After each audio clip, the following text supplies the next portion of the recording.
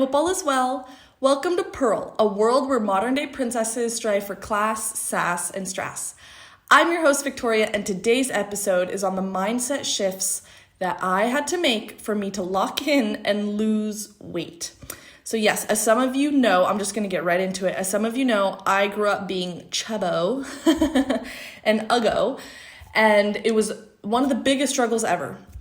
I know I kind of mentioned this in other podcast episodes, but I could do a whole episode just on how that experience was.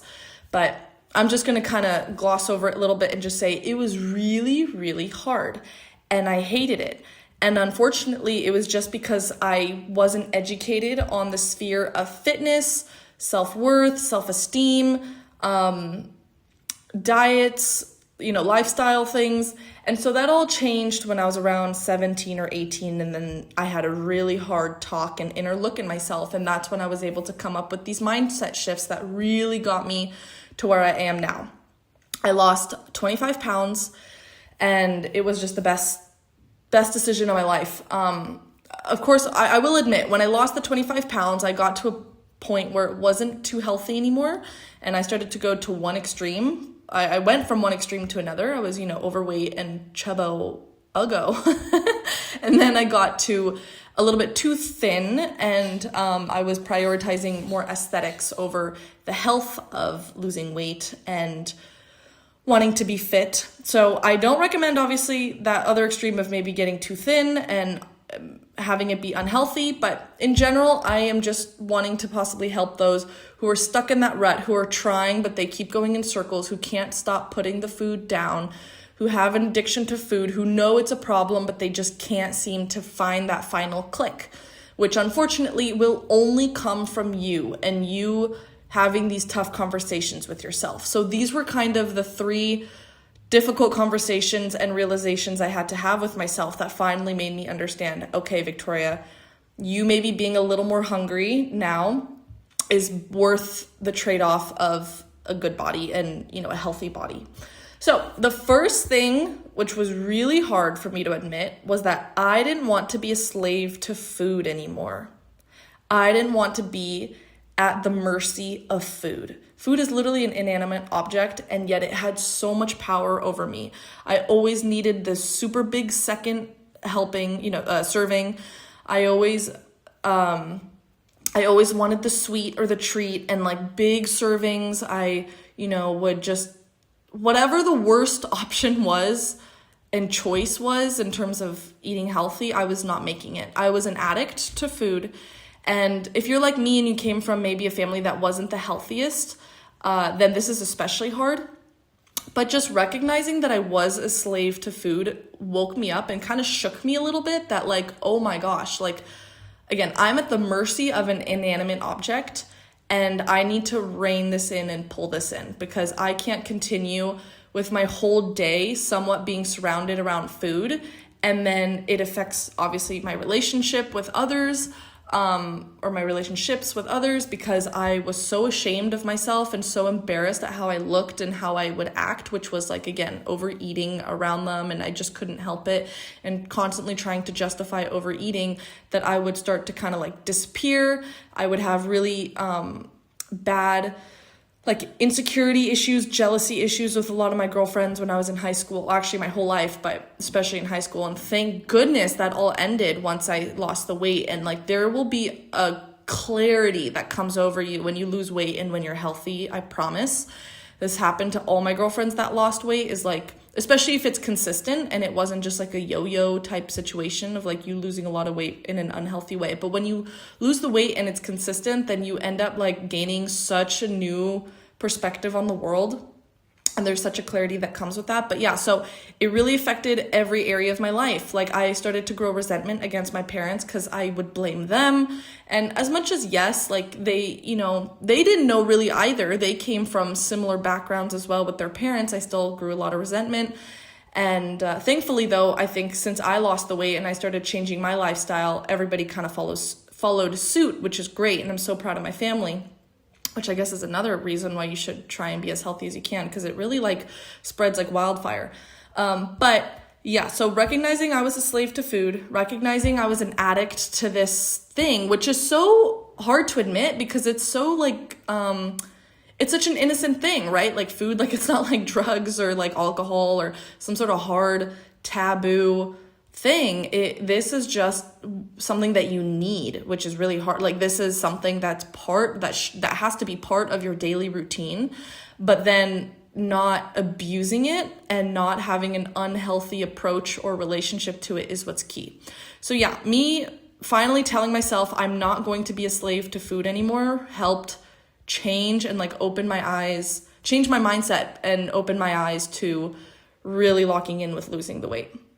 Number 2 and 3, by the way, are going to be a little harsher and like a little more superficial. And I really don't like being superficial, but I just needed to have these conversations with myself to finally lose weight. I was kind of at the point where I was like, I don't care what I tell myself, I just need to do this. So number 2 I was like asking myself this question. Was I going to be ugly and feel insecure and not be fit in my youth? I literally thought about it and I sat with myself. I think I was like 17 or 18. And I said, wow, Victoria, you've now lived 17 or 18 years. You have felt ugly and honestly disgusting. And you've hated yourself like crazy because you're overweight and you don't really know how to take care of yourself. Poor girl. I mean, again, she was like completely in the dark. It wasn't like this was like a malicious decision she was making every day. She just didn't know. But anywho, I was having those kinds of conversations with myself and I was like, am I never going to feel beautiful, especially in my youth? In my 20s, am I going to continue being big and hating myself and creating these weird negative loop spiral experiences where like I ghost my friends because I'm too ashamed, or like when I'm around them, I just can't relax and I'm always on and like I'm embarrassed around them and I'm comparing myself to them and I don't want to take photos with them because I'm afraid I'm going to look bad. Like, am I really going to that's going to be my experience? That's what you're going to let yourself experience, Victoria? So that was a difficult one because I was like, okay, again, it's been 17, 18 years. Am I going to continue like this until I'm 30? Is it only going to finally lock in when I'm 30 past my youth? And I'm not going to say prime because I don't believe that, your 20s are your prime. But I just know that your 20s usually are a very fun and careless and free time. And so I was like, am I just going to really be in this mental hole and like crazy, like insane mentality for the next 10, 11, 12 years or my whole life? Really? You're going to do that to yourself? You're going to choose to do that to yourself? So that was a very hard conversation I had with myself, but it was so true. And that was the thing that I think like the slave concept like woke me up, but then this really got me going to like making a difference and figuring it the heck out. Because I couldn't afford, because I was already on the up with all my other goals. Like financially, I was already, like hitting really big goals for my age. Academically, I was like so locked in with getting into UC Berkeley. I didn't know if I would get in, but I was like pretty confident. And then I was like, but I'm not going to be able to enjoy all that because I'm going to be trapped again in my body and in my mind. Like, no, thank you. So that was the second hard conversation and mindset shift that I had to have with myself that really catalyzed me to make a change, or at least really try. So that was number 2. And then number 3, and the last thing, there have been so many mindset shifts, but I'm just going to kind of give you the big overarching 3. The third one is very similar to the second one, but it was, am I never going to experience confidence in my life? Am I going to impose that on myself? Because again, this is me doing it to myself. As hard as it is, and as much as, I can be a victim to the concept of addiction with food, I'm the one picking up that fork every day. I'm the one sitting on that couch instead of going on a walk or like on a run or something every day.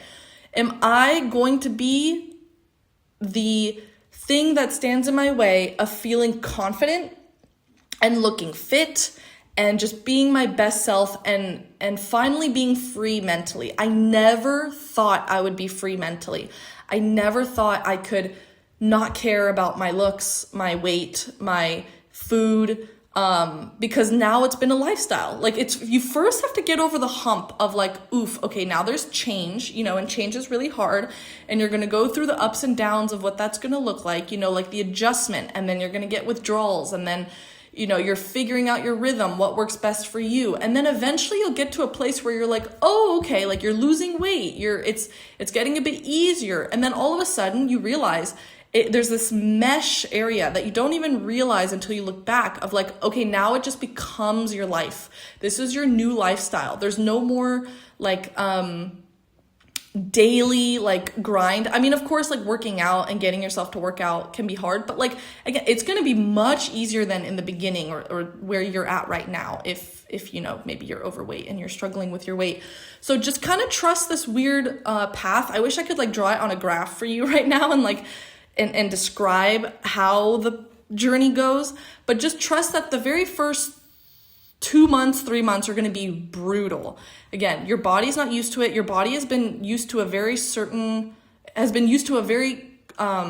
rhythmic and comfortable state of mind and state of living, right? Like your habits have been very comfortable, eating a lot, probably eating very unhealthily, not moving. And then to just suddenly switch all of that is going to like kind of make your circuits break a little bit. So it's going to be really tough for the first 2-3 months of adjustment. But then you start getting a little bit into the rhythm. It gets easier and easier. And then at some point you don't even realize it. It just becomes your new lifestyle. And then you look back and you're like, wow. So now it's not even about like losing weight. It's just about maintaining this lifestyle. But again, it's not even like work because this is what you've developed yourself to become and the habits that you developed yourself to make. So I just want to like hopefully inspire you to know that at any age, at any point in your life, you can do this. Don't think that because you ate another round of, a huge amount of donuts or something, or like you fell back and you relapsed, that's the word. I don't know why I'm so bad with like finding the vocabulary in my head. It's like it's in there, but then like I have to like search for so long for it to come out.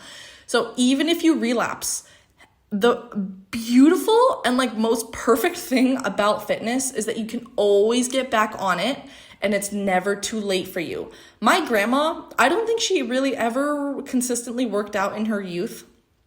She did for a bit of time in her 70s, mid 70s, and she looked phenomenal. She felt phenomenal.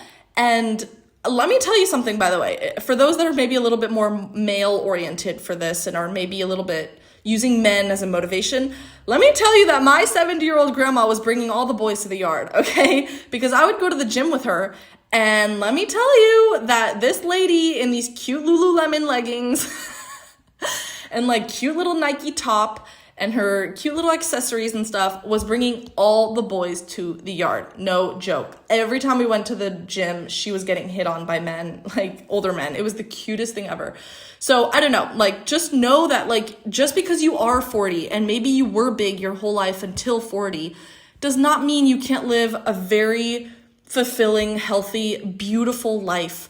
If there's like this idea, and I know I'm kind of like going off topic right now, but if there's this idea that like past 30, past 35, past 40, you're quote unquote past your prime, or like you're not beautiful anymore, or like you can't attract men or something like that, I promise you that's the biggest lie on earth.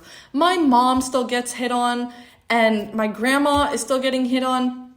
As long as you are decent, you take care of yourself. Honestly, if you're fit, which is why I'm pushing this so much, if you are fit, that's 90% of male attraction, honestly. So if you are fit and you just know how to dress a little nicely and wear basic, nice, classy, simple makeup, you will have no problem at any age. So do this for you now. Focus on you and put this investment in yourself. It's great if, let's say, the outcome is maybe getting a guy. I don't know if for those that are kind of like feeling insecure because they can't seem to attract people, which is valid and I don't want to judge. But like use that as motivation, yes. But then also again, like this is for you to feel good, for you not to be a slave to food anymore, for you to not experience more of your youth, because technically everybody's in their youth, feeling this way. And then also just not feeling confident. Like I want you to feel your best self. So again, I have a lot more mindset shifts that I could share if you want that finally made me lock in. But I'm so glad I did, because again, in the beginning, it was like, oh my gosh, I'm gonna be uggo and fatso my whole 20s.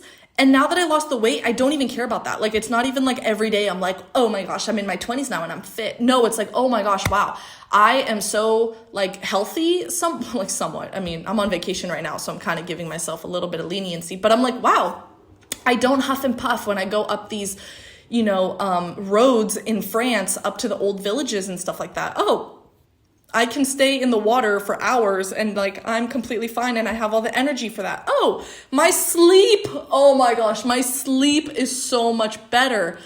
My goodness. Oh my gosh, I have more energy for work and I can endure more.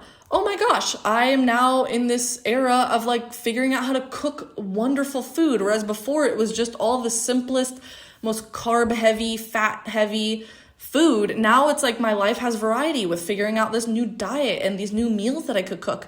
It opens your world and benefits your life like no other. So that's where I'm like, yeah, you could be stuck on the aesthetics, which is like, again, that's a valid thing for inspiration, like a valid thing that you can use for inspiration. But I'm like, think about just the whole difference in your life that's going to come from this. Also your mind, I could do a whole episode on that. I think so differently now, so much clearer, so much better about the world, about myself, about people.